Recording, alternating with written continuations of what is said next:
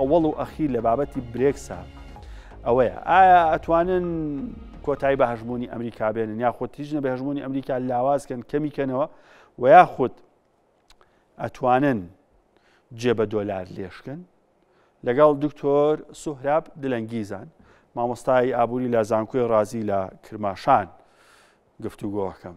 دکتۆر سڵاوت لێبێ گرنگی برێکس پلەس بۆ وڵاتانی ئەندام چییە؟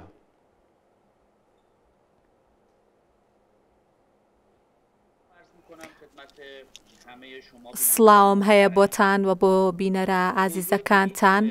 بابەتی بریکس بابەتێکە بە پێی پێویستی ناوچەی دروست بووە.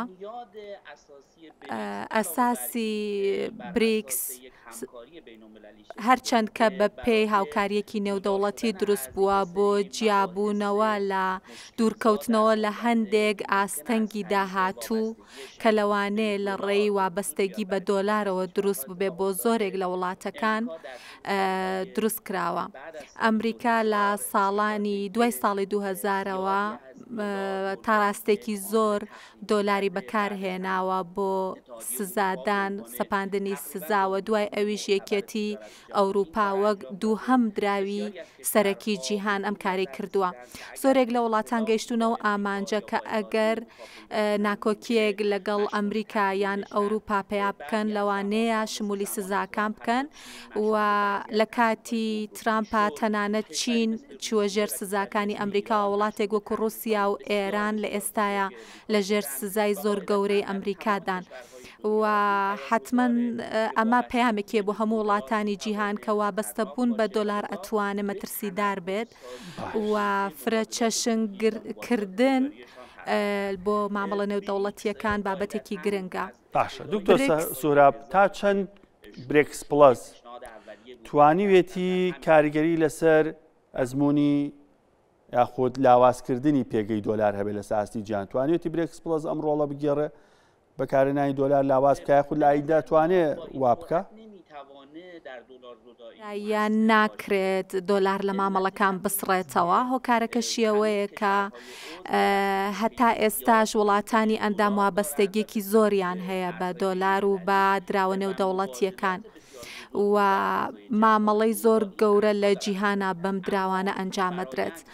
بەڵام پرۆسەکە بەو جۆرەیە کە هەر چەندە خاویش بێت بەڵام پرۆسەکە وایە کە بەرەو ئەو ئاراستەیە ئەڕوا کە بە خستنە ڕووی دراوێک کە هەمووی قبوڵی بکەن و یا بچێتە چوارچێوەی سندوقی نەختی نێودەوڵەتیەوە بتوانن بەشێک لە مامەڵە نێودەوڵەتیەکانیان گەرنتی بکەن و لە دۆلار و یۆرۆ دووری بخەنەوە. بەڵام هێشتا مامەڵە نێودەوڵەتیەکان و هەژمونی دۆلار ئەوەندە زۆرەکە بە خێرایی ئەمە ئەنجام نادرێت.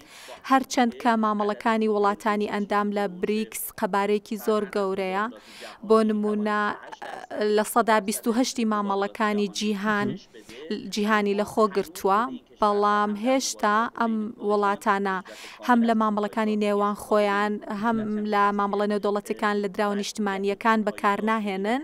هۆکارەکەشیەوەیە کە ئاڵوگۆڕی قورسە و ڕوبەڕووی ئاستەنگە بێتەوە بەڵام بۆ دوورکردنەوە لە هەژمونی سویفت ئەو بابەتانی لە کۆڕبەندەکەی باس کرا وەکو چاکسازی لە دامەزرایەوە نێودەوڵەتی دارایەکانی جیهان وەکو دروستکردنی بۆرسەی دانەوێڵە وەروە دروستکردنی فرەجەمسەری لە ئابووری جیهانە بتوانرێ بەدی بهێنرێ ئاسانە؟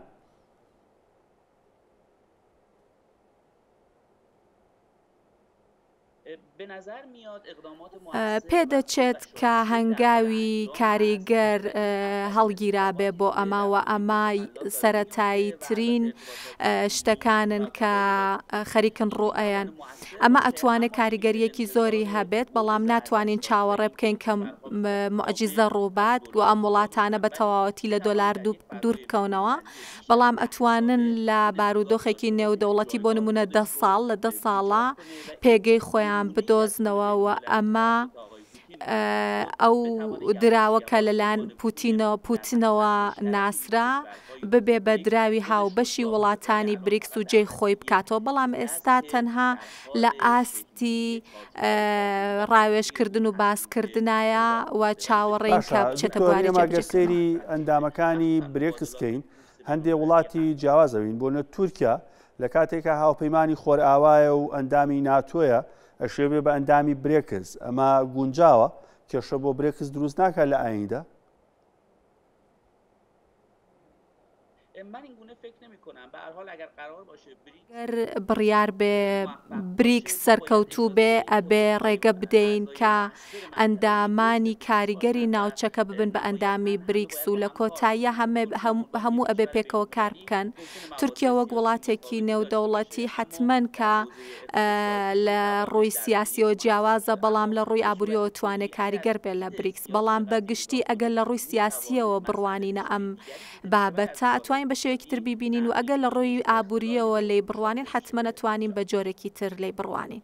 باش تا چەند بابەتی ئێران ئەتوانێت سوود لە برێکس وەرگێ دوێنێ سەرۆکۆماری ئێران وتەیەکی بوو لە برێکس باسی هەمانگی زیاتری کرد بۆ مامەڵەکردن بە دراوی ناوخۆیی، ئەتوانە وڵاتانە دراوی نیشتیمانی خۆیان بەکاربێن بۆ مامەڵە بازرگانیەکانیان قبول کراوە بێ؟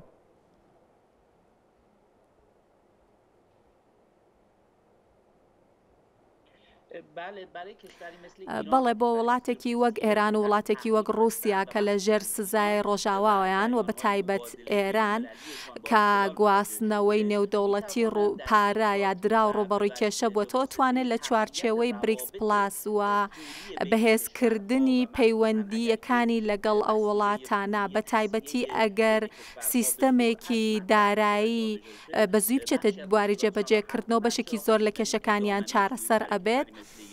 ئەزانین کە سویفت بۆ ئێران ئیشی پێ ناکرێت و ئەگەر بتوانێت لە چوارچێوەی بریکس پلاس یا ئەو سیستەمە داراییە کە باسی لێوە ئەکرێکاری پێ بکرێت توانێت سوودمەندێ بۆی بۆیە وڵاتی ئێران پێشوازیەکی زۆر لەمانە ئەکرێت و ئەتوانێت ئیسفادێکی باشی لە بکە سوودێکی باش بە ئێران بگەیت. سوپاس بۆ دکتۆر سوهراب دلەنگیزان مامۆستای بوونی لە زانکۆی ڕازی لە کرماشان لە ڕۆژهەڵاتی کوردستان.